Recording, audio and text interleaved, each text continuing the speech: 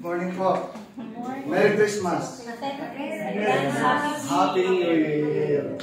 Okay. Salamat po. Nakakatuwa po yung mga patotoo. At talagang higit pa sa talagang pag nag-preach ka, yung buhay talaga, no? Yung buhay na tunay, ibang klase. Yung Diyos talaga, yung ko, talagang mamamangha ka. Amen. Mamamangha ka sa Diyos. Nakakala mo kung minsan, trap ka na ba? Yung bang wala ka nang susulingan. Sabi, tumingin ka sa kaliwa, sa kanan, sa harap. Para bang natatanda niyo yung hinabol yung mga Israelites, yung mga Egyptian, yung galing sa Egypt. So, trap na sila dahil huhulihin na ulit sila ng mga Egyptian, yung mga Israelites. Ito, dagat.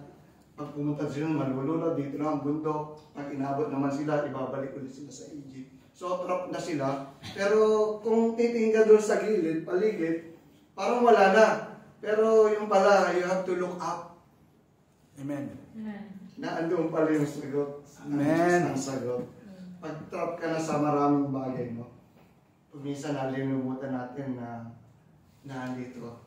Naghihintay lang yung Diyos. Napurihin po ang Diyos sa buhay niya. Ako po ay talagang napagpala sa mga patotoo nyo. Siguro yung lahat na naandito, no? Kasi yung buhay talaga talagang maraming, para ba sa pelikula, maraming twist.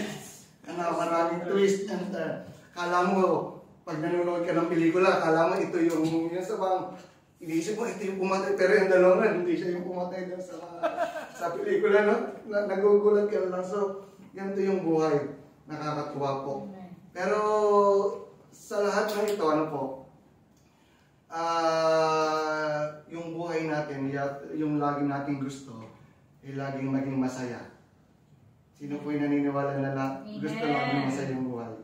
Di ba lahat tayo gusto natin laging maging masaya, no? So, yun po yung aim natin, ano? Kasi lalo tayo, sabi nga yung mga Kristiyano, bawal daw po yung nakasimangot. Amen? Amen. Bawal ang nakasimangot. Sabihin mo nga sa katabi mo, bawal yung nakasimangot. Bawal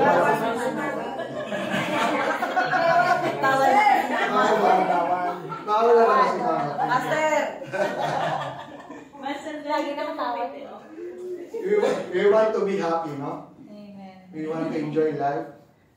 And alam niyo po ba yung secret ng masayang buhay? Sino nakakaalam ng secret ng masayang buhay? Lahat natin gusto maging masaya. Yan po yung pag-uusapan natin today. So bago po tayo magsimula, let's pray. Hallelujah, Jesus.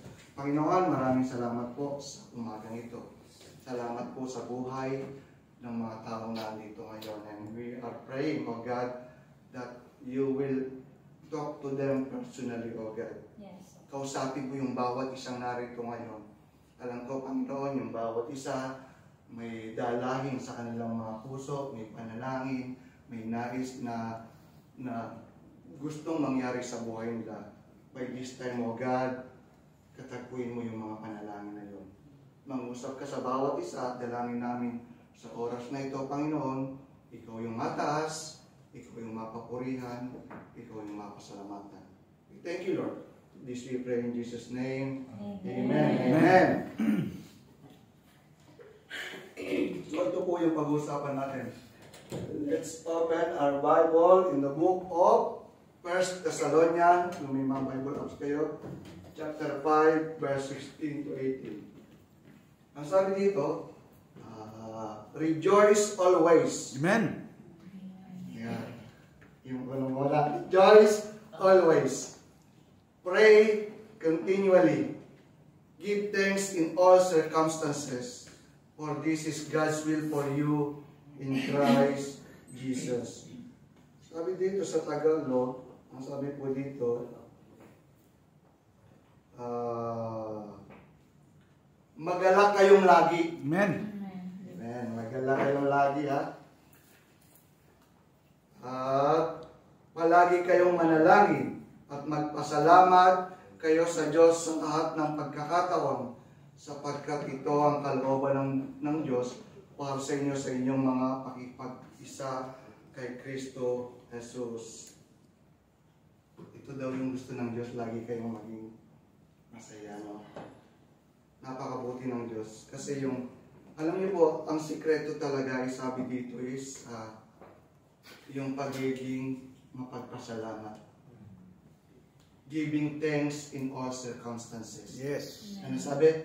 In all circumstances.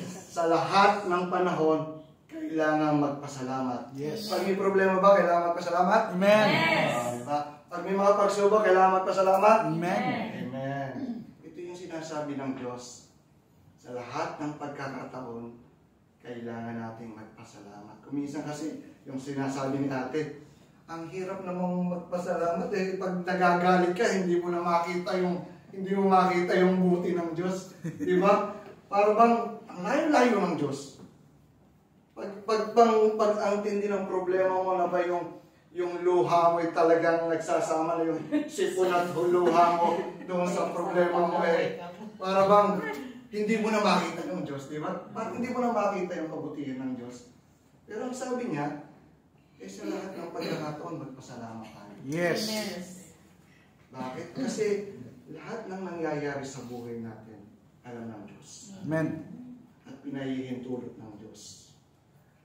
Kaya nga pinahihintulot, sabi sa Biblia, walang pagsubok na ibinigay sa inyo na hindi nyo kaya.